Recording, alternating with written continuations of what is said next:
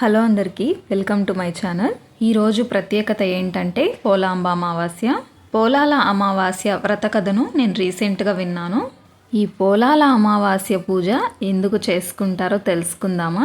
శ్రావణ మాసంలో వచ్చే అమావాస్యను పోలాల అమావాస్య అంటారు. సంతాన ప్రాప్తం కోసము, సంతానం సంరక్షణ కోసము స్త్రీలు కంద మొక్కకు ఈ పూజను చేసుకుంటారు. చేతిలో అక్షింతలు పట్టుకొని ఈ వ్రత కథను విని తమ తలపై వేసుకుంటారని చెప్తున్నారు. ఈ పూజకు వ్రత కథ చాలా ముఖ్యమంట. పూర్వం పిల్లల మర్రి అనే గ్రామంలో సంతాన రామావధానులు అనే స్మార్థ పండితులు ఉండేవాళ్ళు. ఆయనకు 7 మగపిల్లలు. అందరికీ పెళ్లిళ్ళయి కోడళ్ళు కాపురానికి వచ్చారు. పెద్ద కోడళ్ళు 6 పిల్లలు పుట్టారు. చిన్న కోడలు సుగుణకు మాత్రం పిల్లలు పుట్టడం వెంటనే చనిపోవడం జరుగుతూ ఉండేది. అలా 6 సార్లు జరిగింది. ఆ కారణంగా ఆ 6 సంవత్సరాలు ఏ కోడలికి పోలాల అమావాస్య పూజ చేసుకోవడం కుదరలేదు. అందుచేత సుగుణ అంటే వారికి చాలా కోపం. సూటిపోటి మాటలతో బాధ పెడుతూ ఉండేవారు. 7వ సంవత్సరం సుగుణ మరోసారి గర్భవతి అయింది. ఈసారి సుగుణని పిలవకుండా వ్రతం చేసుకోవాలని పెద్ద కోడలు నిర్ణయించుకున్నారు. సరిగ్గా శ్రావణ అమావాస్య నాడు సుగుణకు ప్రసవం అయింది. మృత శిశువుని కనింది. ఈ విషయం తోటికోడళ్ళకి తెలిస్తే తనని వ్రతానికి పిలవరని తెలిసి చనిపోయిన బిడ్డని తన గదిలోనే దాచిపెట్టి ఎవ్వరికీ అనుమానం రాకుండా తన తోడికోడళ్లతో కలిసి పోలాల అమావాస్య వ్రతాన్ని ఆచరించింది. ఆ తర్వాత తన ఇంటికి వచ్చి మరణించిన తన పుత్రుణ్ణి ఎత్తుకొని కన్నీటితో శ్మశానానికి వచ్చి గతంలో చనిపోయిన తన పుత్రుల సమాధుల దగ్గర కూర్చొని కన్నీరు మున్నీరుగా విలపించసాగింది. అప్పటికే బాగా చీకటి పడింది.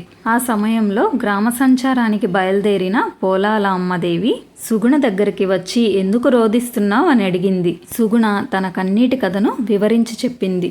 పోలాల అమ్మదేవి జాలిపడి, సుగుణ బాధపడకు, నీ పిల్లల సమాధుల దగ్గరికి వెళ్ళి ఏ పేర్లైతే నీ పిల్లలకి పెట్టాలి అనుకున్నావో ఆ పేర్లతో నీ పిల్లల్ని పిలువు అని చెప్పి మాయమైపోయింది. సుగుణ వెంటనే తన పిల్లల సమాధుల దగ్గరికి వెళ్ళి పేరున తన పిల్లల్ని పిలిచింది. వెంటనే ఆ సమాధుల నుంచి పిల్లలు సజీవంగా లేచి వచ్చి తల్లిని కౌగిలించుకున్నారు. సుగుణ ఆనందంగా వారిని వెంటబెట్టుకొని ఇంటికి వచ్చి జరిగిందంతా ఇంట్లో చెప్పింది. అందరూ సంతోషించారు. ఆనాటి నుంచి ప్రతి శ్రావణ అమావాస్య నాడు ఈ వ్రతాన్ని ఆచరించి పిల్లా పాపలతో సంతోషంగా గడిపారు. ఇది పోలాల అమావాస్య గురించి నేను విన్న వ్రత కథ. నాతో పాటు అందరూ తెలుసుకుంటారని మీకు కూడా చెప్తున్నాను. ఇంకా సంతానం లేకుండా బాధపడే వాళ్ళకి తెలుస్తుంది సంతానం విలువ ఏంటి అనేది. కొంతమంది ఆడపిల్ల పుట్టిందని తెగ బాధపడిపోతూ ఉంటారు.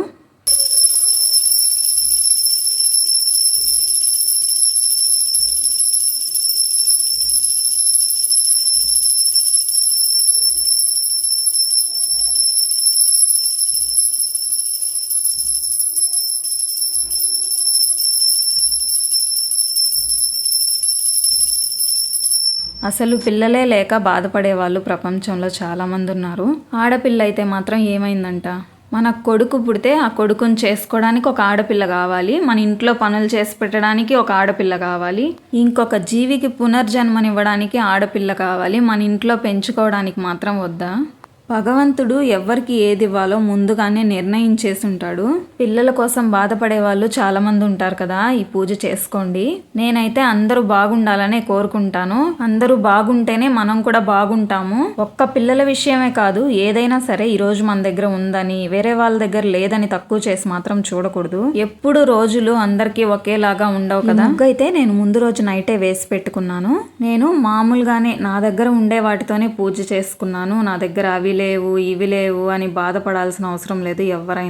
ఎవరికి ఏది ప్రాప్తమో ఎంతవరకు ప్రాప్తమో అంతవరకే మన శక్తికి తగ్గట్టుగా మన వసతులకు తగ్గట్టుగా చేసుకుంటూ పోవడమే. నేను ముగ్గు అయితే పెద్ద సూపర్గా ఏం వేయలేదు, నాకు వచ్చినట్టుగా నేను వేసుకుంటున్నాను. ఇంకా పూజ విషయానికి వస్తే కంద మొక్క నాకైతే దొరకదు కదా, అందుకనేసి నేను పాయసము వడ పండ్లు పెట్టుకొని పూజ చేసుకున్నాను.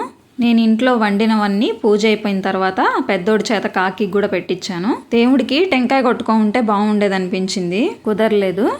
ఇలా ఈరోజైతే శ్రావణ మాసంలో పోలాల అమావాస్య పూజ అయితే చేసుకున్నాను. ఈ వీడియో మీకు నచ్చితే కొత్తగా చూస్తున్న వాళ్ళు వీడియో లైక్ చేసి ఛానల్ని సబ్స్క్రైబ్ చేసుకోండి.